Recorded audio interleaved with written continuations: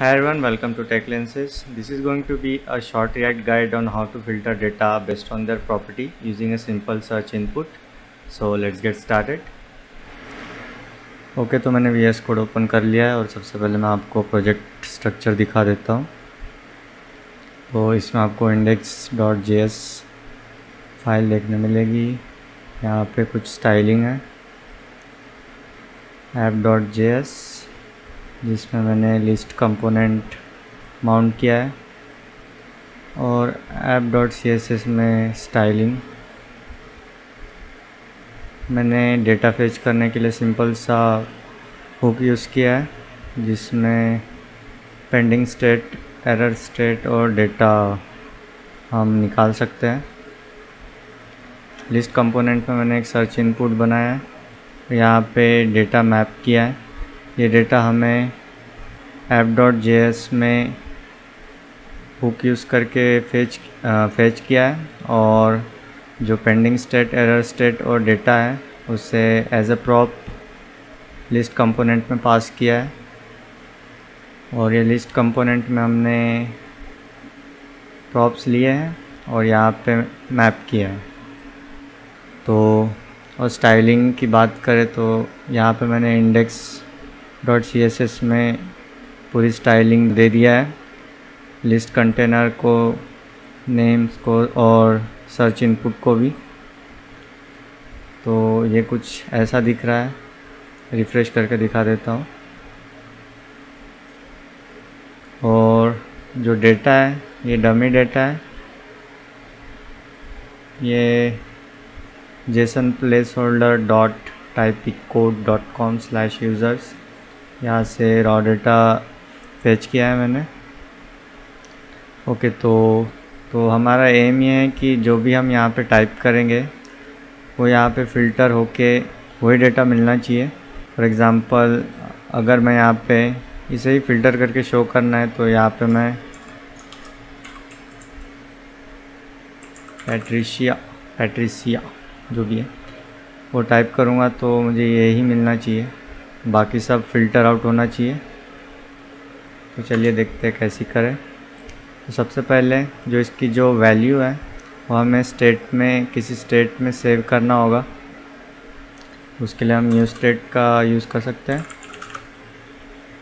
जिससे मैं नाम दूंगा सर्च, और सेट सर्च न्यू स्टेट। तो जो इनिशियल वैल्यू होगी वो एम्प्टी कोट में होगी,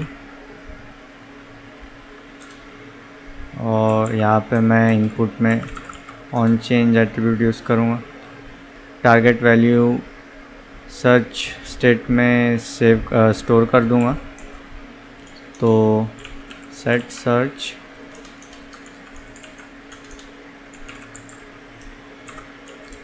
डॉट टारगेट डॉट वैल्यू। तो जब भी इनपुट की वैल्यू चेंज होगी तो सेट सर्च की वैल्यू यहाँ पे इनपुट के साथ चेंज हो जाएगी। तो फॉर एग्ज़ाम्पल अगर मैं इनपुट में कुणाल टाइप करूँगा तो जो सर्च की वैल्यू होगी वो भी कुणाल होगी। Now the final step is to filter the data. So सबसे आसान तरीका है मेथड चेनिंग। हमें पता है कि डॉट मैप यूज़ करके ही हम जो भी डेटा यहाँ पे शो कर सकते हैं कंपोनेंट में। तो अगर हमें सर्च वैल्यू के अकॉर्डिंग जो ये डेटा है, जिसे हम नेम्स कह सकते हैं, यहाँ पे 10 नाम है, वो अगर फ़िल्टर करना है तो हम मेथड चेनिंग यूज़ करके फ़िल्टर कर सकते हैं। तो उसके लिए हमें यहाँ पे data dot filter method use करना है, और एक डेटा को मैं एज ए डी नेम दे दूँगा, और फिल्टर करने के लिए D dot name dot includes search, यहाँ से डेटा हटा देंगे। That's it. तो सबसे पहले हम डेटा को फ़िल्टर करेंगे सर्च वैल्यू के अकॉर्डिंग, देन उसके बाद डॉम में हम ये वैल्यू को शो करेंगे फ़िल्टर होने के बाद। तो अभी मैं अगर पैट्रिशिया टाइप करूँगा तो आप देख सकते हैं बस यही फ़िल्टर होके आया है। फॉर एग्ज़ाम्पल मैं यहाँ पे चेल्सी फ़िल्टर करता हूँ, चेल्सी ही फ़िल्टर होके आया है।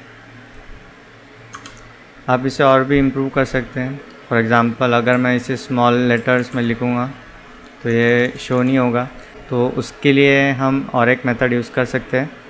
जो भी हमारा इनपुट वैल्यू है उसे हम लोअर केस में कन्वर्ट कर लेंगे, और जो भी हमारी प्रॉपर्टी है, यहाँ पे मैंने नेम प्रॉपर्टी ली है, उसे भी हम लोअर केस में कन्वर्ट कर लेंगे और फिर इसे इंक्लूड्स में कंपेयर करेंगे।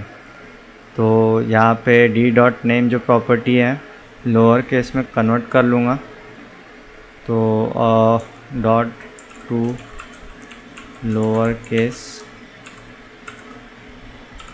एंड देन उसके बाद डॉट इंक्लूड्स।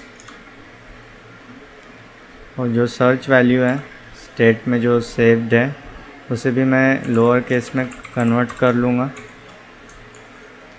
तो अभी मैं इसे अगर स्मॉल लेटर्स में भी लिखूँगा तो ये डेटा फ़िल्टर होके आएगा।